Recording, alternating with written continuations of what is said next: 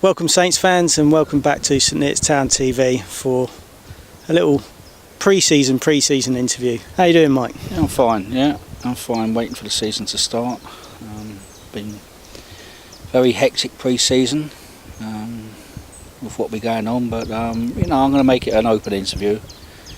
You ask me what questions you want, and I'll try and answer them as honestly as I possibly can, I think.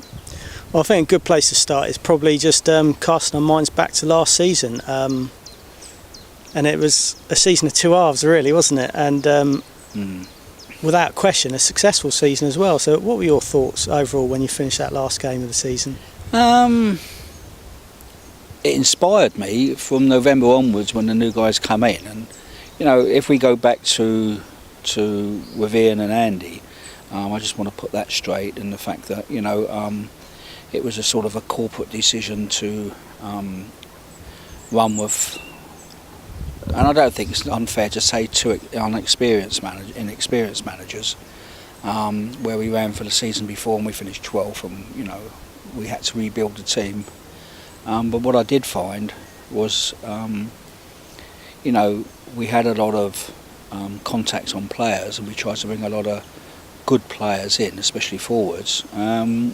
We just couldn't work out why they didn't want to come to St Neots, and the package was good, the ground's good, the stadium's great, everything about us is good. But it was one of those things where the three of us were trying to get involved in it, because I'm not going to say we didn't know what we were doing, but it was hard because we hadn't had the experience of that level of negotiations with players who played at that level. And I quickly found out that players play for managers as well, and players play for managers who have a reputation, and an experienced manager, whether he's been successful or not, would always have a better chance of securing players than maybe Ian, Andy and myself would. So the season didn't start off great at all, to be honest with you. I mean, we were trying something new, going on from the season before. The idea was to try and do something that's not really been tried successfully yet, and we failed as well with this sort of youth initiative and trying to push through young players that have been dropped for whatever reasons from pro clubs. I think there's still a large element of that to our core ideals, I believe. Well, there is, Adam, and that was the initial idea of bringing in some young pros who'd just been released, settling in, who'd been taught how to play the game properly. We were successful in some time on that, but it's like everything, you do need a bit of experience and proven players, and we failed a little bit on that. It's just one of those things. It was a business decision that I was very much part of as well. And it just backfired a little bit. If it came off, everything would have been great, and we probably would have been maybe 3 or 4 years ahead of what we were planning to do anyway. Yeah, it was always going to be a brave, ambitious, bold move, and like you said, we did see the rewards of that in some of the games were fantastic. But then we sort of lost our way in other matches, and again, that's like you say, the experience comes into it, doesn't it? Well, it did, and one of the things, we had a good workmanlike side, but what we did lack is forwards. And I don't think there's any secret that before that season started, I went after every single quality forward there was and offered a good package, but we never secured them. So it was always going to be a fight for the season if you don't have good goal scoring forwards. And I think it was 13 or 15 games in the season, and I couldn't see any improvement.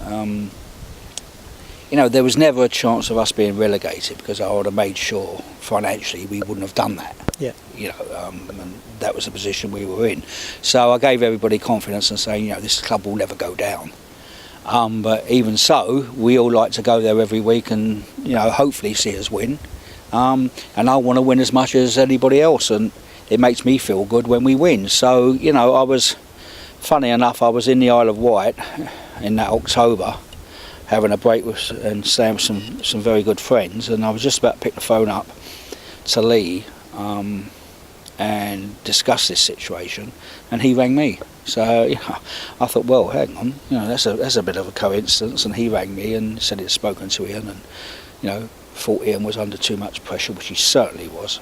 and it wasn't fair on him. So, we decided, I said, well, it's just as well then, I know who I want to take over. I know the management team I want to put in place. And for all parties, it worked out very well. Yeah, let's just keep talking about Ian and what he's managed to accomplish in this past year or so with the academy. Well, people don't know, but I think it's quite outstanding. When I took this football club over, we had a reserve side and an under-18s, and all due respects to the reserve side at the time, it wasn't a development reserve side, it was a reserve side, like a lot of clubs have, and that wasn't what I wanted, so we knocked that one on the head. So then we were just left with under-18s, and for any football club you've got to have this opportunity, or give this opportunity of trying to bring some players through, or trying to get the best quality young players in non-league football, and at least in East Anglia, North London and Hertfordshire, surrounding counties, to want to come to your club. And what Ian has achieved on that over, it's only 18 months, has been outstanding. He's secured the link with St Neots Town Youth and Saints, who are going very well. I went to their presentation last week, on a couple of their presentations for teams, because it was going on all day, and I was just amazed the work they do. They're going to have 25 teams next year, 24 or 25. That just blew my mind. So, and Ian oversees all that on the football development side. He's also put together, an academy scholarship. We've got 21 young footballers, and that's going very well. And of course, we're looking at trying to add more scholars for next year, which we hope to do. And we're having trials, and we've been along with that. And that's looking quite good. And what Ian's achieved on that is give us a good foundation to move forward. Now, if these players come through or they don't come through, at least we know we've kept that door open, and we've looked at that avenue to try and get players in. Yeah, it's a massive success to give the club an opportunity of getting lads that are just at sort of school leaving age to then come on, if they have got some talent, to progress and learn to do the game the right way, and at the same time they get an educational benefit as well, aren't they? Yeah, well, they are. I think one of the qualifications, is as good as 3 A-levels. And when you watch Ian at work, and before I even made this decision way back in last October with Ian and the first team, I'd done my homework, and I used to sneak up the club and look out through the window from inside and in, looking after the apprentices and scholars, and he was brilliant. To look after 16, 17-year-olds who usually don't want to do anything, play on their phones, computers, or just chat. He had and still has the full attention of all of them, so there's a great respect for him. And what we didn't want to lose at that time, I said to Lee, we can't lose that. We can't let Ian, grind himself into the ground. He was getting a hard time off of a lot of people, if they're supporters or not, I don't know, but he was getting a hard time, and that was affecting him. And I just felt, for the good of the club, which had to be done, but for the good of Ian as well, we made that switch, and it was a very successful switch. Yeah, it has. Like everything at this football club, the aim is to do better, and do better with what we've got. And the under-21 side, if we can just move on to that now, they had their first season last year under Steve Kearns. Yeah, they did. And a great success, to be perfectly frank. Well, yes, they did, and they finished, top half of the table, nearer to the top than the centre. I watched a few of their games and put on some great footballing performance, played football, and every credit to Steve and Gary, for that. We had our ideas as well, and Steve and Gary resigned because of different views, I think, or whatever it was. I didn't really get involved. But now we've brought back Andy Davis, who I never wanted to leave from the club, because he is a UEFA licensed coach, one of the most qualified coaches, probably the most qualified in non-league, to be honest with you. He knows kids, he likes working with kids, and he's very good with kids. And we wanted him to help Ian with the scholarship and development, and we also wanted someone to run the under-25s, as a development side. And we have to impress that if we do well in that league, it's great. But it's all about development, and you need manager or managers who understand that. Who understand it's not about going out, shouting at the players, not that Steve ever done that, but having to win every game. It's not about that. It's about developing these players into senior football. And eventually, what we're looking for is, it might not happen this season, they'll get it might. We want to start bringing through our 16s, 17s and 18s, plus our scholars and our academy players, to come in and then move into the under-21s, which is a natural progression. And that finally fills that link between first team and kids football. And even though last year we done very well, we had a lot of players come in, they weren't scholars. So it will be the majority in a couple of seasons, maybe next year, maybe the year after, it'll be the majority of apprentices, academy and scholars who will make up the under-21s. Which gives a great continuity to the football at the club, Yeah, doesn't it? Especially when you've got the likes of Ian doing it on a daily basis. Andy's going to be chipping in there as well, and then Andy's taking charge of the 21s. There's continuity across the whole setup now. And those two speak the same wavelength, and they're very good coaches, and they know what they don't want, and they're very experienced of coaching young players, the pair of them. And they can bring the best out of young players, because I've seen it. And already, on Wednesday night, Andy, I think he had 22 players and a lot more coming, for a meeting last Wednesday for the under-21s. So they both know what they got to do. Supporters are there to come down and look at the under-21s and while they're developing. And whether we win, lose or draw, it's basically irrelevant, really. It's, if we can produce good young footballers without having the pressure of having to win every week. And the manager of having to win every week, because that's important. Yeah. And everyone wants to win, and I want to win every game. You do, and everyone who's going to listen to this interview wants to win. But you can't win every game. So we've got that infrastructure in place, and we're very happy with that now. We've already seen the results of the under-18 players coming through. The likes of Kane Felix is breaking into the first team now. Yeah. Great young prospect. Obviously Dion got his move to Colchester, wasn't it, I think? Yeah, Dion went to Colchester. A little bit disappointing there, but he went now and he's doing well. Kane will be, I've been informed by Gary, because I don't get involved in who we sign, who we don't sign. I'm happy for them to do that, and it makes me a lot more comfortable in doing that. And Gary and C and Nave framed me up and said, make sure you add Kane Felix to first team squad, because we've got great ideas for him.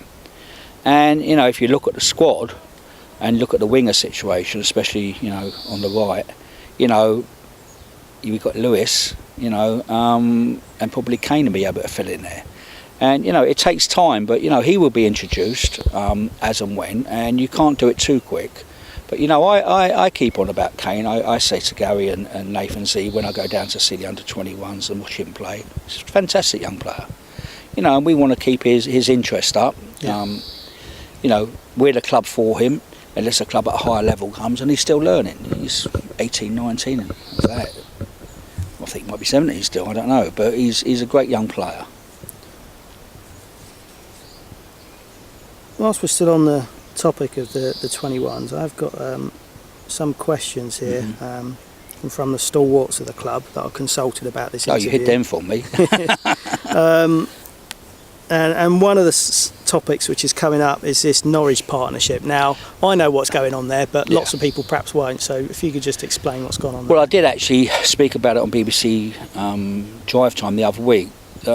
We entered into a contractual agreement with Norwich, where they could have their main East, how I understood it anyway, their East Anglian hub at our ground, and they had first choice of players and we had second. In return for that, they would help us with our coaching and let our coaches join their coaching sessions, which happened, and then they would be able to loan us players when we needed them. Now that's fine, but that part of the agreement never happened. From Norwich's point of view, and where I'm disappointed and where we're disappointed, we can basically understand the reasons as well. And the reasons is that Norwich City won the FA Youth Cup, and they had the two Murphy twins and the lad up front and the good lad in midfield, and we wanted all of them.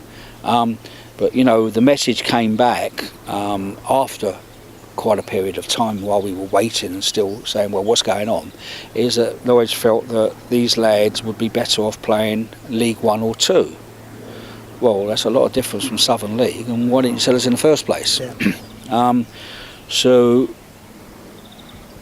our academy was developing, our scholars were developing, and you know, we basically had our own hub, and it was going well. So we decided to say, look, okay, you know, we're going to take the window of opportunity here and cancel out Norwich City, which we did. And so now we're free. Well, you can say free, but now we're on our own. There are opportunities with other clubs if we want to take them up, and if those clubs take them up, or we do what we want to do and do our own scholarship and the way we're carrying on, which it looks like the way we feel we want to go. And if there's an interest from other clubs who want to loan us players or get on board, then we can discuss that on equal terms. Yeah. You know, but if it favours us without any contractual obligations. So the Norwich thing was a great idea at the start. If it worked, it would have been brilliant, to be honest with you. But it was circumstances, so we had to pull the plug on that one. It's like everything. If you don't try anything, nothing ventured, nothing gained. And well, there we go. We've given it a go. It didn't work out, so we're going to change tack now. Yeah, we did, and what it's done to us is make us work. Ian and Lee and the guys there have made them work harder to get our scholarship up and running, our academy up and running. And you know, we run a very professional outfit on that side, and you know, we will develop players. We won't get the, you know, players turn up for trials and people wanting to play for us at the level of if they was playing for Norwich and entice them in. But hey, who cares? You know, at least we know they come in and they're ours, and we can develop them. Yeah. So that's the Norwich thing put to bed, and I have to say we had some great successful loans last season, and one that springs to mind every time I think about the loan players, Bobby Joe Taylor from Cambridge United. Yeah, we had him and Liam Hughes. Yes, and you know, those were short-term loans, and we had them loaned twice. And what I believe the system is that, you know, you can loan them twice. I don't think you can loan them for a third time unless it's for the rest of the season, and Cambridge weren't prepared to do that at the time to one club. So both of their loans expired. We did have a change of management, and you know, our management team really do want to build a side around our own players rather than loan players. We're not adverse to having loan players, but if you can bring in the quality of permanent players, it keeps the structure right and it keeps the team right. Yeah, I've chatted to Gary Zeman-Nath about this a few times now, and it's very difficult to get away from the mindset of a loan player coming in not really with any great interest for St Neots, knowing he's going to return possibly any moment. Yeah, and you don't, all due respect to them, you know, they're not going to get the motivation of playing for the club because it's their club. Hey, that's fine, you know, and they have to be, you know, I was on a BBC programme the other week, and Jez George was there just before he actually popped over to the World Cup. And we were talking about it, and he said, you know, his young players have to be playing first team football somewhere, and if they don't make it by 22, they're not going to make it. Right. It's something I don't actually disagree, something I agree with, because, you know, there's a lot of very good 22-year-olds who have just been unlucky, you know, and we've got one of them, you know, in Lewis, and, you know, I think he can grace anywhere if he has the right motivation and the right club comes in for him. So, you know, I didn't quite agree with that statement, but I understand where he's coming from. And the same was with, you know, Jake Woolley. I don't know what's happened with Jake. I think we made him an offer. I don't know. I don't know if he's going to be with us next season or not, but Jake was a very good player for us as well. Absolutely, yeah. But he's been released, I think, from Luton now. From Luton, really. Yeah. So loans can work out, but they can be hit and miss at the same time. They can be hit and miss. If they're a long-term loan, if they're, say, a season loan, which doesn't happen very often, and I spoke to Barry Fry a lot about this, and, you know, I think Peterborough are one of the clubs who were willing to look at that, you know, you know, we'll see what happens on that one. They're busy now. They had a late season because of their playoff.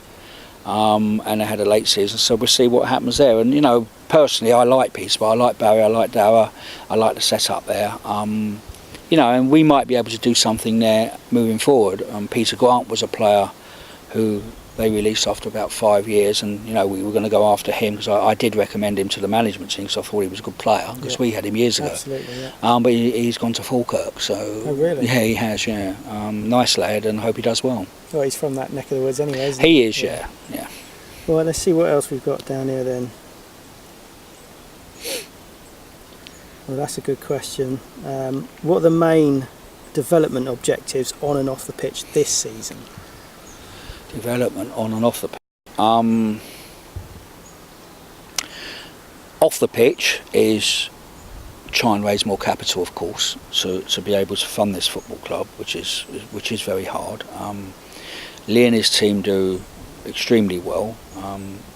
Our bookings on the Gregory Suite go very well. We have parties and we do very well on that.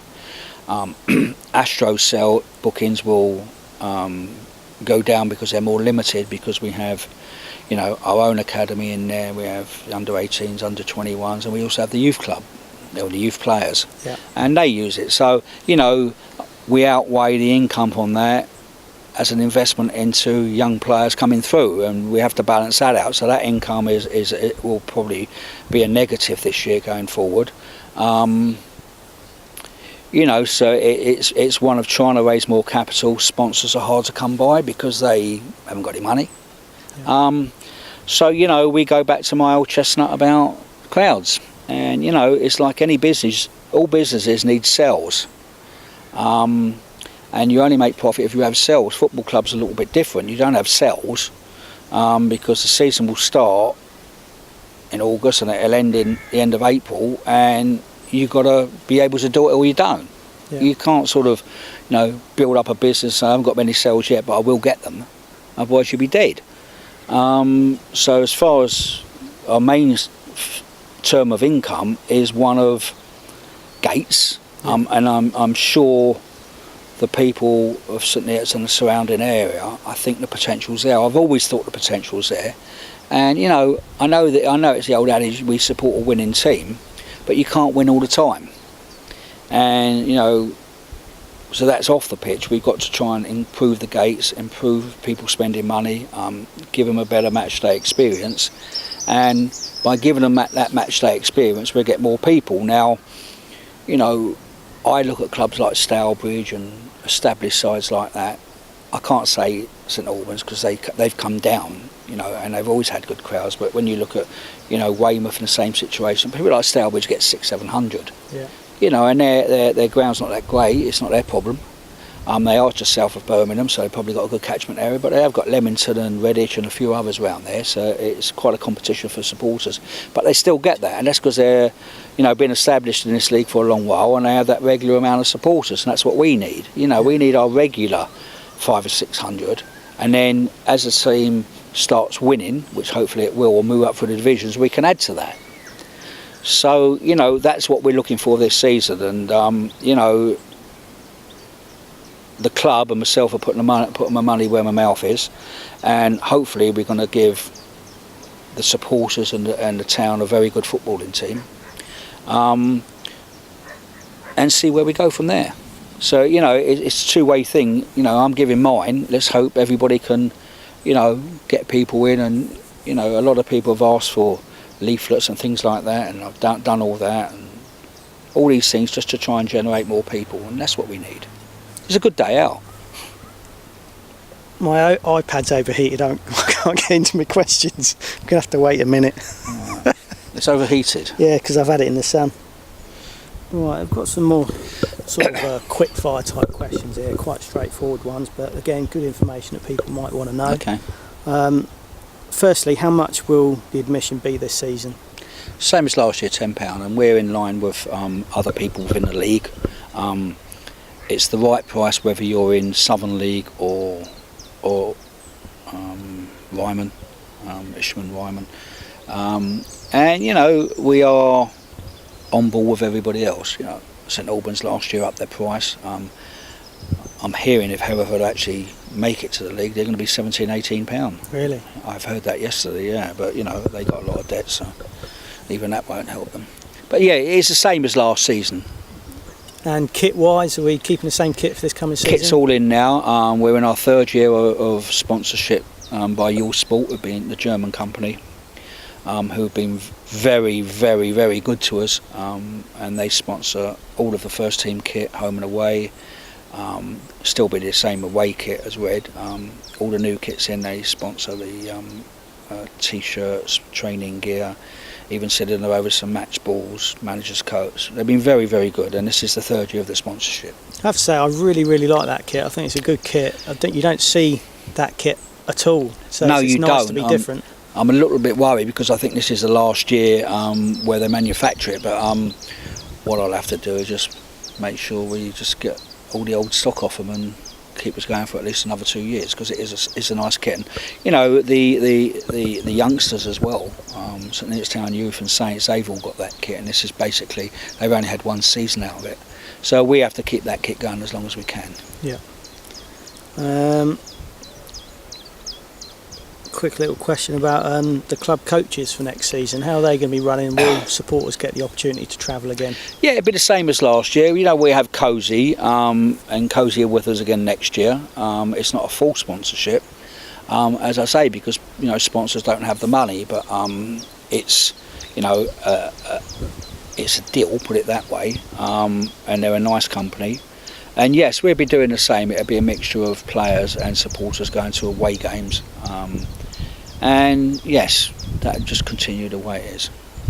I'm very grateful for away supporters, and as you know that. Okay, another quick fire question here. Something about the facilities at the ground now. There's a question here about the tannoy and the fact that it can't always be heard all the way around the ground. Is there any... Well, to be honest, I have been asked that question, and I actually went and had a look, and I spoke to Gary Taylor, whose company Data Wolf does cabling and things like that, and the speakers we have under the stands, and obviously it's metal to metal, and you probably know more about that than me, but they are Bose. Yeah. Believe it or not, and that's a good make. It might be a case of another amplifier, but one of the things when people say they can't hear around, I think sometimes it's you know, Mike Green does the introductions, and if I'm over with you up in the gantry, I can hear it clear. Yeah. So it's about bouncing off a metal. I don't know whether I can replace them. I was going to replace all the speakers, but I think it's one of maybe an amplifier, which that's the first thing we will do, because, you know, the speakers are good, and we'll try that. But, you know, for those of you supporters who went to the Hunt Senior Cup final and they used their own, I couldn't hear a thing. Yeah. Their own portable thing, and even at some grounds. But, you know, we're trying to improve it best we can, but it's finding out the problem, and I'm sure, I really don't think it's speakers. Yeah, it's a tricky balance. I've talked to Simon about it, and you know, obviously you've got supporters sitting in the stand, and quite often they'll spin round to him and sort of gesture him to turn the volume down, but Simon's got to balance that because everybody in the ground's got to try and hear it. Absolutely, so yeah. It's a tricky one to please everyone. And you can only put a speaker each end of the stand and each end of the behind the goal stands. Where else are you going to put them? Yeah. So we'll try our hardest on that, see where we are, but we still have the scoreboard, so information goes up there, which nobody else has got. Yeah, the scoreboard is a key part of the match day experience now, isn't it? It gets some good information on there, and it's nice to see the goals being chalked up. Yeah, we've had problems, and I've had email from Simon, who does a great job on it, and we are trying to work it so that it doesn't break down anymore. All it is just a Wi-Fi signal, so we're going to have to hardwire it. Yeah, because obviously the more fans there are in the stadium using the fan Wi-Fi, that slows down the speed of the wire. And he's got a lot to put on there, and he feels frustrated about it. And he does a fantastic job, and I want to please him, and I want to get it on there. So, you know, hopefully before the season starts, we'll have about 600 yards of cable and chase it round there if we possibly can. Now then, this isn't a quick fire question. This is a passion of yours. The pitch. How is it, and what have you done to it? Well, you know, I think all the trials and tribulations of last year we had, nothing compares with my worries about our football pitch. It's my personal thing from the season ends till we start doing it, and you know, we do have the best pitch, I feel, in the league, but I want to improve it. And the problem we had last year, we had 109 games on it, and we're not sure whether that took its toll on the pitch in certain areas. But, you know, I've discussed this with Lee, and before we get on, we're going to cut the number of games down this year. The goal down at the, I don't know, I can't think which is the fridge and the oven. The other end's where the trees are. Oven end is where the pitch side bar is, or used to be. Oh right, okay, that's the oven. Yeah, I suppose because the sun goes there. It's quite logical. Yeah, okay then. Well, that end on the goal mouth we mucked up last year, and unfortunately our groundsman Aramis was a little bit naive when he started the job, but he's brilliant at what he does. He'll always do what you ask him. And we were putting too much sand and seed down there, and it became a bit of a beach. Much to the displeasure of the St Albans keeper when he tried to save a penalty in it. It was as well, yeah. I think he sunk in quicksand. And you know, hey, it's still better than most people's. And then we had a problem down the fridge end, which is always there because we don't get any sunlight to it. And then we had a problem in both penalty spots for some reason. I really can't understand that. They always were. And then the centre circle and the part of the centre circle nearer to the stand. So I've re-turfed all of those, and we bought some turf which was very expensive. I'm not saying how much because Lise doesn't know how much it is yet. And it's had nylon woven into it, and it's a long-lasting. It's the best you can get, and that's gone down there. It's got root structure as well, is that right? Absolutely, yeah. And we bedded that in there. It looks a little high at the moment, but everything drops. So you know we have to have maybe play with just a little crown on it to start off with, until it really drops and get it level. That's all taken fine. We do have a problem on the pitch, and that's one of, we haven't had a very sunny summer, or since the season ended, you know, and May and June haven't been that great for sun. And we've got some bald patches on the pitch for some reason. We can't make out what it is. So we redressed the pitch again last week. Aramis is away, so I've been on the pitch cutting it and maintaining it and helping to do that. And we do have a contractor working turf with Mark, who's very good. So I'll give it another cut on Monday. Hopefully this fine weather, I haven't been there since Thursday, but this fine weather will look good. And then we're going to vertebrate it again and just hope it comes through. But I have got my concerns at the moment, yeah. And of course the sprinklers are on a timing system, aren't they? Oh yeah, they come on 4 times a day. You know, you can overwater it, and when it starts raining there's no one up there to turn the things off. Yeah. So, you know, we've had to monitor that. But, you know, Mark informs on a lot of golf courses, who owns working turf and does the work, he's got the same problem in a lot of places. So, hey, we'll get there in the end, but until we get there, I will worry. Right, just another question here, and it's quite a good question really. There's been discussions on forums and bits and pieces Facebook about, you know, moving divisions or, you know, playing our football in a different league. Oh right, okay. So are you happy to be staying in the Southern League? Does that suit the club? First of all, just to get everybody right, it's never a club's decision. And it's always the FA decision, and they do it regionally, geographically, whatever, how they do it. You know, a lot of people say, why have they done that? They've just moved Lowestoft into North. God, they have to drive 3 hours before they get anywhere. So, you know, we're on the border. We're one of the most northern sides in this division. So there was an opportunity. We might have been pushed north if enough places become available and I had to move it around. Thankfully Stourbridge have gone north because they're always a threat every season. Yeah, good side. Good side, good established side. But no, you know, I feel from the clubs I've seen in Ryman, and I watch both leagues and see how they're getting on, I think, all due respect to them, but I think Ryman's an easier football league. Now, you know, most of the clubs are sort of north of the M25, but you do have to use the M25 a lot. And I think the travelling is not going to be so far. But in saying that, you look at the Southern League, we've been in it for 2 years. We know the teams in it, we know the clubs. I've done a survey on what I can dig out on financial stability of these clubs, and you know what clubs might be throwing more funds for the budget to it.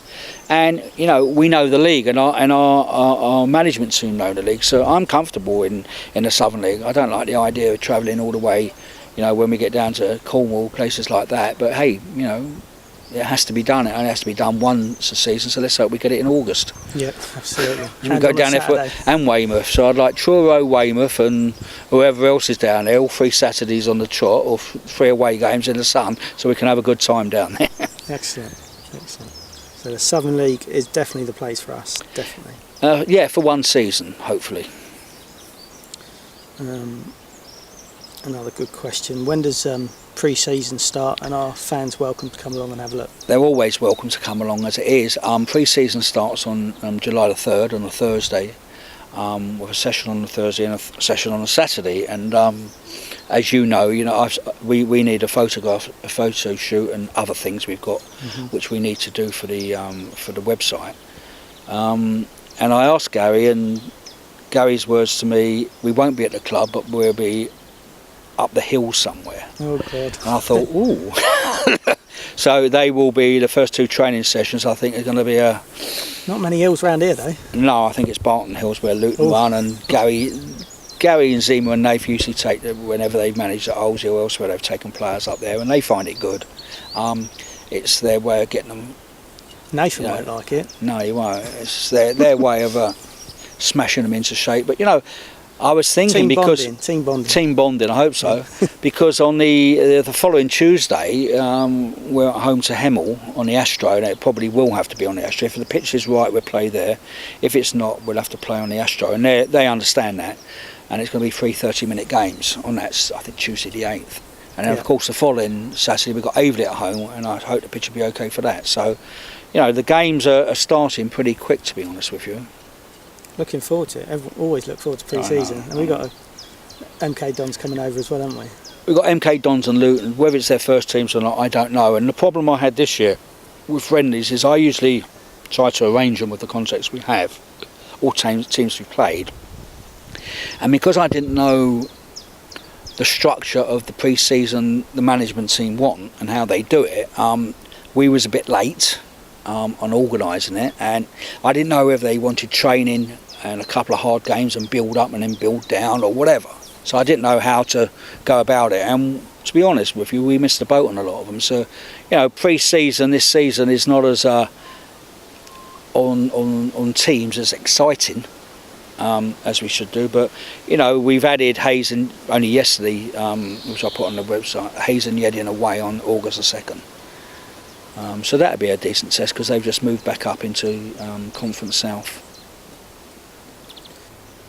The club, my ideal of the club needed an infrastructure which I was comfortable with, and that means, right the way down from everybody, right the way through. And I think the business, and it is a business as well, I think the business is well structured. I think everything is in place. There's a lot of very professional people who not only know football but know business. So I'm comfortable now that I feel the club can gain a bit of momentum, and for that reason,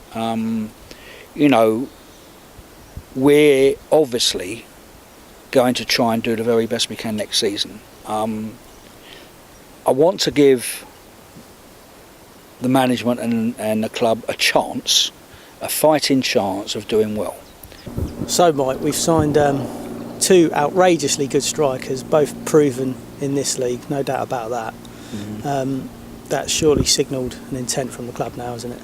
Well, I'd like to think so, but people think it was a foregone conclusion and those 2 players want to come to St Neots Town because of their link with Gary, Zima and Nathan, but it's far from the fact. We had to work very, very hard to get them, and we had to compete with clubs at a higher level, and it was tough.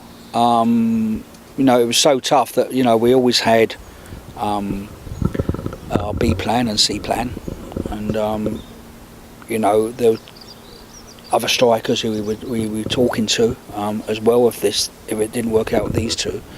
But yeah, we've signed 2 prolific goal scorers, good players, along with Shane. There's certainly a lot of goals there. Why have we ended up with 3 when maybe only 2 can play at times, or they might play in a 4-3-3? That's certainly up to the management.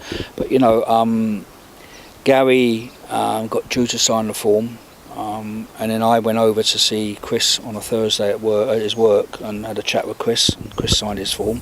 Already done the deal with Gary, so I don't even know what the financial package is or on any players. It doesn't interest me.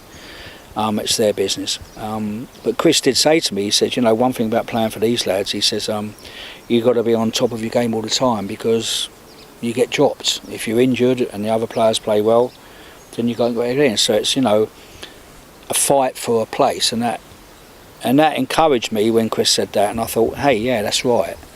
So, we've got it covered. We're not going to have players being able to play 40 games maybe, all season, and you lose one striker, you're down to one top striker. So we've got an insurance policy by having 3 strikers. Whether they all play at the same time, I don't know. But it's great to have. Great luxury, isn't it? Well, it's almost a necessity. There is a lot of games to play, isn't there? And if you want to be successful, it takes a level of commitment and investment, doesn't it? Yeah, it does. And strikers always cost more money than anybody else usually. But this club's been blessed with good strikers in our heyday when we won 2 leagues and we was doing well and scoring goals for fun. But we had the very best. It cost us, but we had the very best. When you had Lewis Hilliard, Shane Tolley, Stephen Moore, and Dan Jacob up front, and Ben Mackey to that. There's 5 seriously good forwards. Moving forward in the 4-4-2. And they would still score goals, but people move on. That's football. Yeah. That's how it goes. I do feel that at this level we've got the 3 best strikers there are, and that's a credit to the management team. So yeah, it's something, as I said earlier in the interview, we're mean in defence. We needed to score goals, and I think we're going to give the club every opportunity to do that and do well this season. Well, you're very proud of the match day experience at St Neots, and we try to do things right, try to do things as best we can. And we've got a great level of recognition this season for our programme. We've got some awards there and some great accolades. Yeah, we have. Marketing is something I'm very, I feel is very important for any business, and my success in business has been through the marketing side of my business as well. And it doesn't cost anything to be professional, and that's what I tell everybody. It still costs us money to, brand the club in the right way. And the 2 ways we do that is, one, with the website, obviously, and I'm proud of that. I do spend a lot of money at it, and it's a bit of an obsession for me, to be honest with you, as you well know. A bit like the pitch. A bit like the pitch, yeah.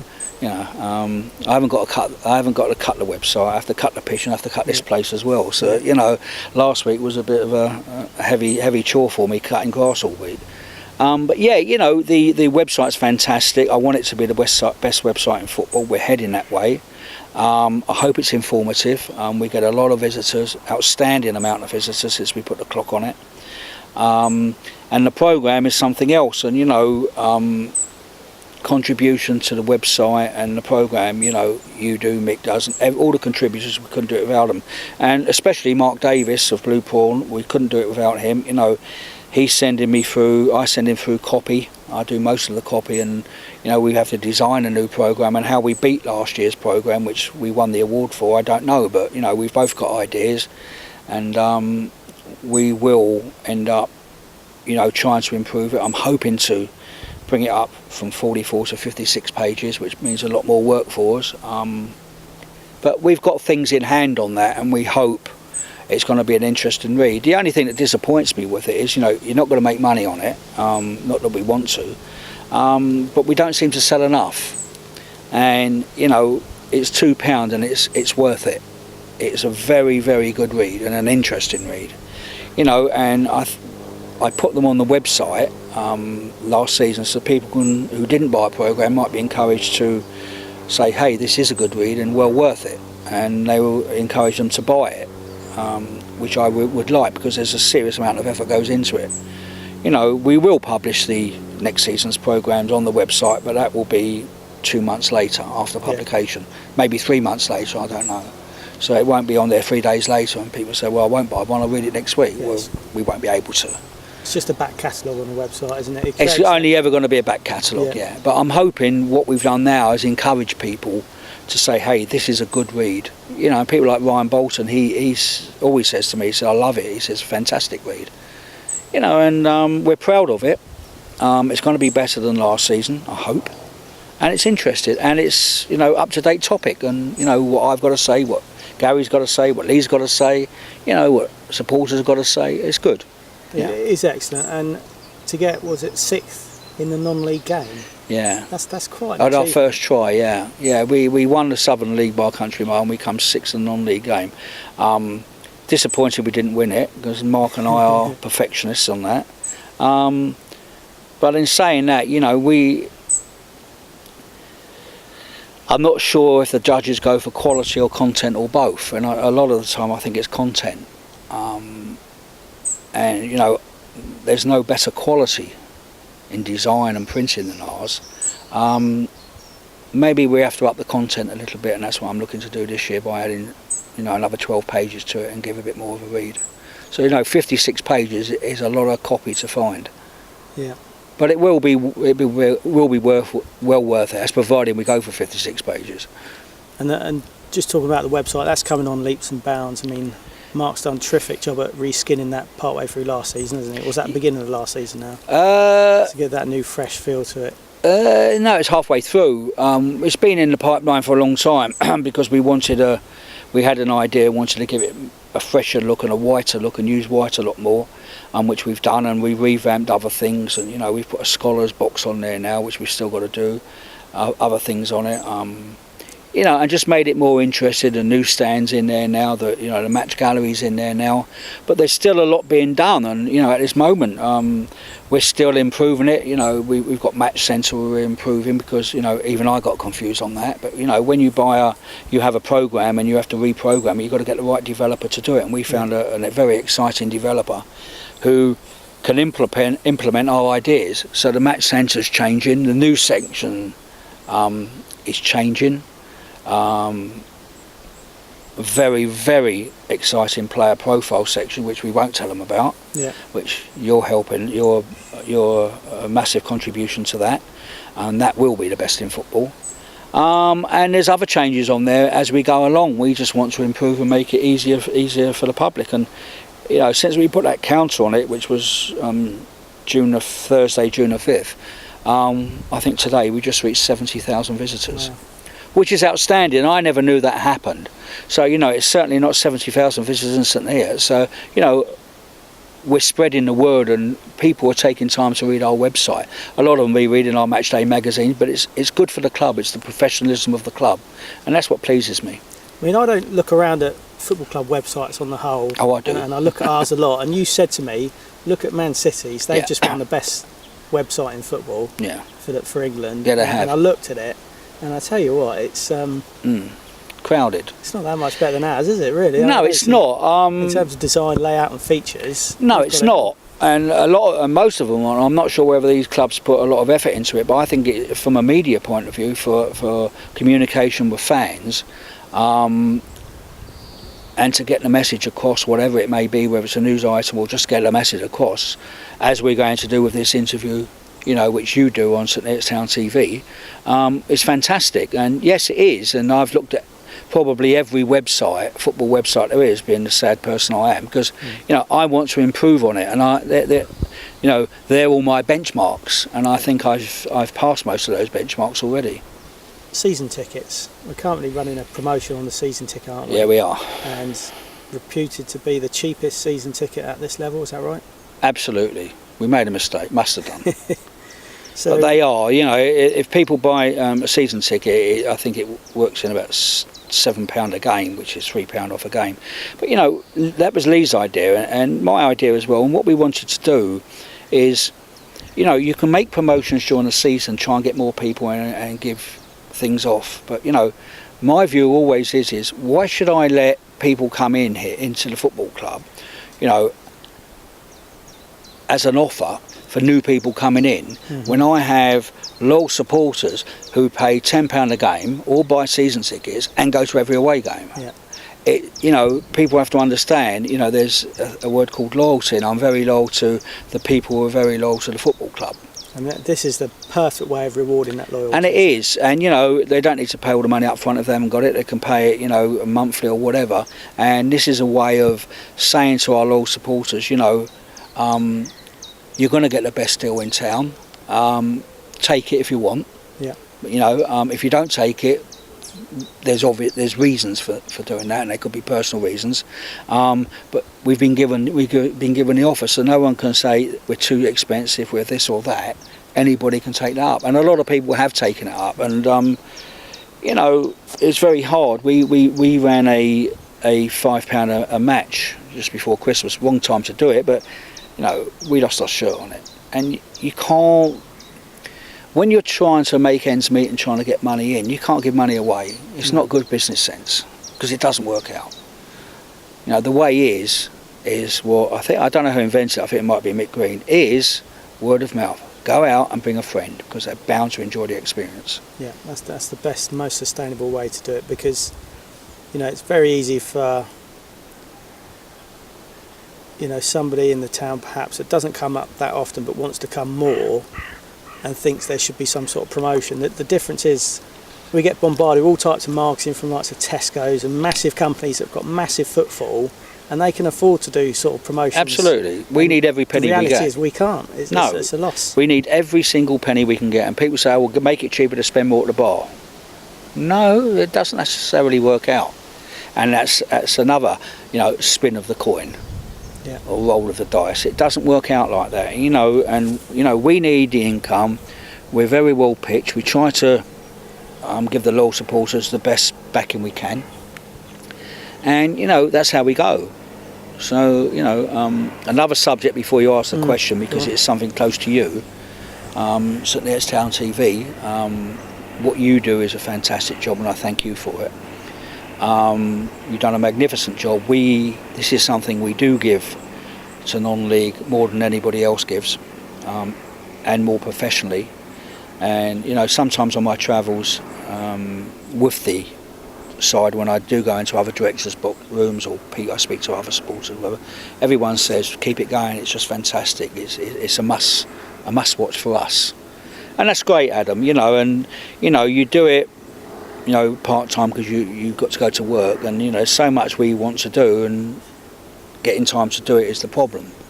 And as we go along, we will improve it, because we've improved it on, or you have improved it on every year. It's just about getting time. But we introduced a goal cam last year, big success, which was a big success.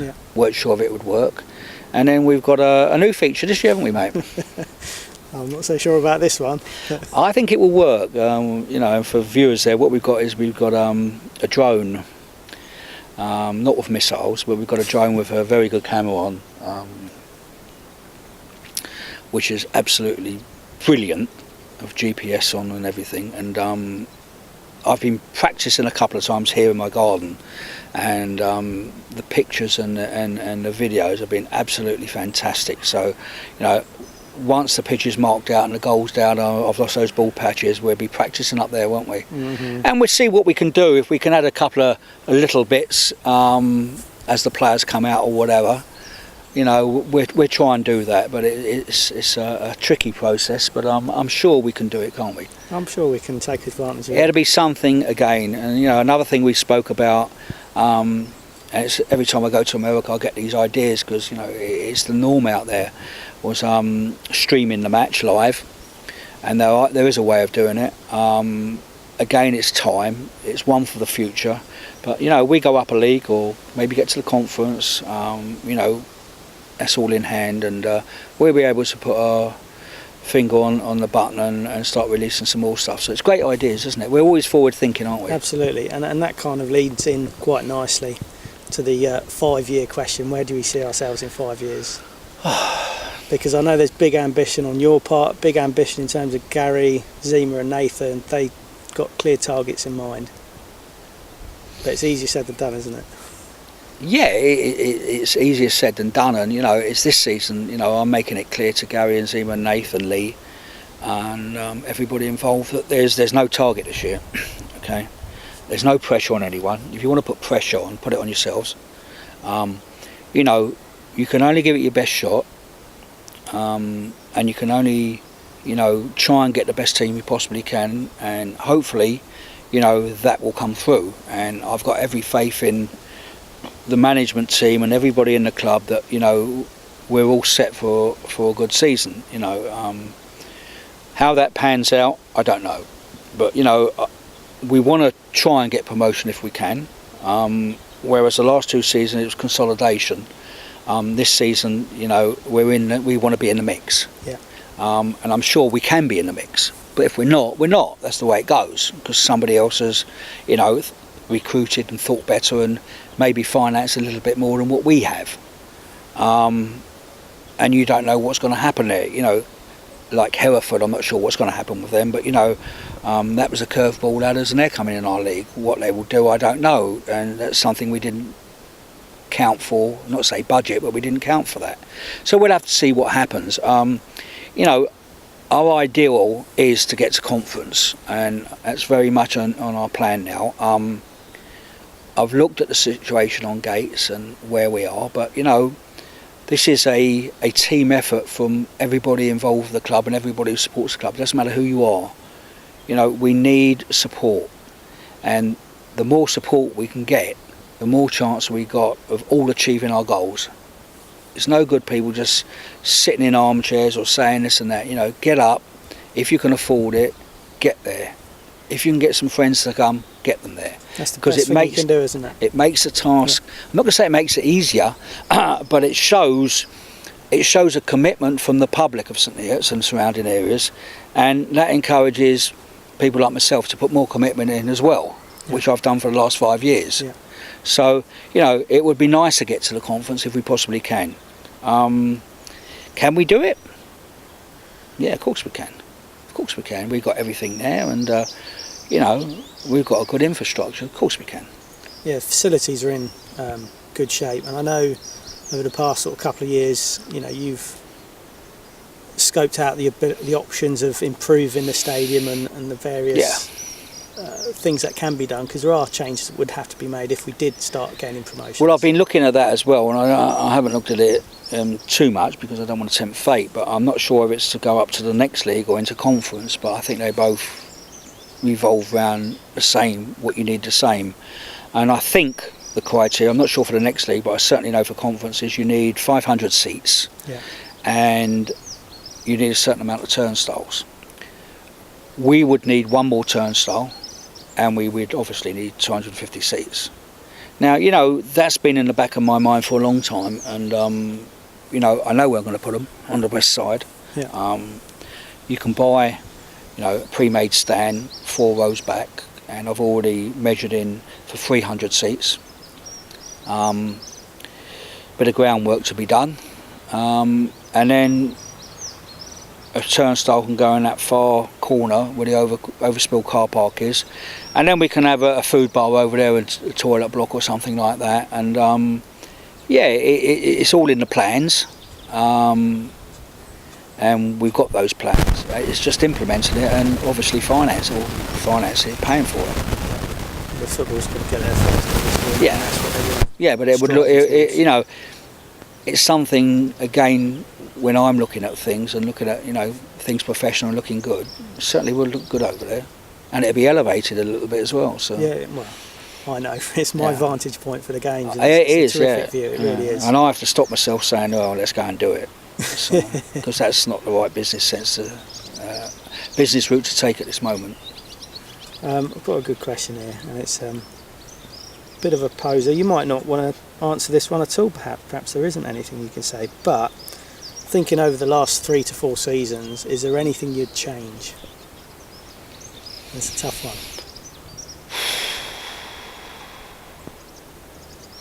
I don't know really. No, you make the decisions and you think they're the right decisions. Whatever decisions they've been, and there's been a lot of good decisions. There's been a lot of controversial decisions. And maybe there's not been so many good decisions, but decisions have to be made, and I'm in that position where, you know, being owner and chairman, we have to make certain decisions without people knowing why those decisions have been made. But there's always a good reason for any decision you make at the time. Yeah, it's not always right and proper to wear that to No, it's not. all, is it? No, it's not. And you know, I've been successful in business. I've been in business long enough to know that you can't make the right decisions all the time. And you know, I never make knee-jerk decisions. I think about things and what we're doing and how we're doing it and what the consequences are and what would happen, what wouldn't happen. You know, and I just ask people to have faith in me and, you know, get behind me and get behind the club, and knowing that we're making hopefully the right decisions. The one thing is for certain, that everyone connected with the football club that sort of does sort of voluntary roles, or you like yourself, the sort of the main man at the top of it all, everyone is striving for that same thing. We all want success and we all want to do it the right way and do well. And it's important that people don't lose sight of that at times, because it's an emotional game, football, isn't it? And it's very difficult passionate. at times Yeah, to be and objective. supporters want to win. Everybody wants to win, and if they don't win, it's something for people to let off their not their anger, let off their frustrations. And you know, with social media now, it's very easy to let off frustrations, press a button, have a few drinks, press a button, wake up in the morning and say, I didn't do that, did I? You know, and you have to accept that. I, for one, don't like it, because I don't take it personally, but I do get a bit disappointed, which I shouldn't, and I should, you know, I know what we do, and I know we do it right. And, you know, in our business here, someone sent me a text about, someone made a comment on one of these other forums, a multi-club forum, and the guy made a comment about St Neots Town, about we're geared up, we're professional, we've got people in business, you know, and we had 2 years of consolidation. This is someone else's supporter, I don't know who it was, and you know, they know what they're doing. Well, I hope we know what we're doing, but one of the things that struck me on that comment when I read the text was that yeah, we have got people in management, and when you look, you say, you know, all due respect to other clubs, you know, a lot of clubs are run by committees, you know, and there's nothing wrong with that. Directors, nothing wrong with that. But, you know, a lot of them have been rooted there, and there's a lot of opinions going on. And they're not necessarily the right opinions or experienced business opinions. They're knee-jerk opinions and ideas people have, which, all due respect to them, they work very hard, but shouldn't be giving those opinions or making those decisions. And at our football club, you know, we don't have a committee. You know, you've got 3 directors, me, Lee and Ian now. And, you know, it's not that we make all the decisions, but, you know, when you look at the infrastructure you've got Ian Parr, he's got his own business. Regardless of what it is, you know, the people I'm going to say have all got their own business and have to make those decisions. And when they make those decisions, they're either right or wrong. If they're wrong, they're harmful to them personally. If they're right, they can progress. And you've got Ian, you've got Andy Davis, right?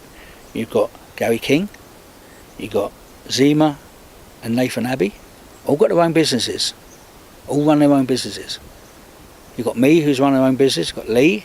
So what we're surrounded with is what I call professional businessmen who understand that you've got to think very hard before you make a decision. Yeah. You know, and we talk as a team, and I've got every confidence in anything any one of those guys says to me, I take on board, because they're businessmen. And we usually come round to an agreement on what we want to do and how we want to do it. Whether it's right, of course, is different, because things can change, but that's what's made me comfortable moving forward. It's being decisive in the moment, isn't it? And like you say, it's quite a streamlined process now at the club, isn't there? There isn't a lot of red tape or anything like that to cut through, and there's only, like I say, there's only a few people concerned. No, there's no red decisions get made tape. quickly. There's no red tape, and there's no curved balls coming our way. And you know, the infrastructure's there. It's running smoothly. Things can crank and go a little bit away, but we can always knock them back into shape. But you know, I'm very comfortable, and that's why, you know, I think this season, you know, I've decided to say and speak to them and say, look, we're going to do it and have a go at it. You know, we've got the most professional management team I've ever seen. I watch and I listen, which I do. You know, I've stood up with you for half a season in your commentary gantry. One, because I was superstitious until we lost, which Mick Green made me aware of. And the other one, really, after I'd done it a couple of weeks, it gave me an opportunity to watch our management team at work and how they do it and listen to them, you know, because I know football and I've been super impressed by them. So I've got every confidence, and I think I've got the best management team in non-league. Thorough is an understatement, you know, and they're very good at what they do. And, you know, as Gary said to me, you know, a bold statement, I'm not going to say it's tongue-in-cheek, but, you know, they will deliver, and they already have. So I'm very excited by moving forward, and I just hope everybody else is excited. I think everyone's got a huge amount of hunger for the club and the town, and everyone wants to do it proud, don't they? And the reality is we have done that this season gone. We've achieved the club's highest honours with the League Cup, and next season we just want to top that, really. Well, we have. We don't get, you know, it doesn't upset me, it disappoints me, but we don't get recognition from the town. Not that I want recognition, but it might help improve gates. It might help us with advertising around the town. If, you know, the town council or whoever they may be, I wouldn't even know who they are. I don't even know who the mayor is, or whoever, if we've got a mayor. But you know, we have been instrumental, and I will blow our own trumpet. We have been instrumental in putting St Neots, who people can't even pronounce St Neots. We have been instrumental in putting them on the map from a football way. Look at that goal, the Rene goal. That, yeah, you know, it's got to be 600 or 1,000 hits on the internet. For yeah, that. And that's worldwide. Yeah, you know, and that's the word St Neots town, and it's St Neots, and you know, we have put them on the football map. You know, we're on Sky Sports every Saturday with our results, so the name is up there. And I'm just a little bit disappointed that we've had no recognition from the council. I'm past it now, to be honest with you. But you know, there's so much they could possibly help us with. You know, maybe an advertising board in the town square or on part of their property where it's prominent, where it can be managed properly. You know, where it can't be vandalised and things like that. And I just thought, well, why don't they do things like that? But you know, that's the way it goes, I suppose. So just looking ahead now, the season's going to be on us before we know it. We've already spoken a bit about pre-season, and was it the opening game's middle of August, isn't it, end of August? 9th of August. 9th of August, crikey. Yeah, and I miss it. They brought it forward by a week, so it's the 9th of August. I'm going to miss most of pre-season as well because I'm actually away for 4 weeks. But you know, I will miss it, but I'll be in contact as well. But they did bring it forward, so yeah, we've got first game on the 9th of August. Get on with it because I love football. So you know, understand. It's nice to share your thoughts, you know, because not everyone gets a chance to come and have a chat, do they? No, they don't, and I'll always be as open as I possibly can, and hope people understand what we're trying to do, and you know, back us and have faith in us, win, lose or draw. You know, we want to try and do the very best we can, and believe me, it was hard last year when we were losing. Because, you know, one of the things which people thought, and a lot has been mentioned about the budget, you know, the budget wasn't cut. You know, the reason that got put out, and I didn't put it out, the reason is we had to dispense of certain players who were not performing and costing us money. And we had 2 or 3 of them who we had to dispense with.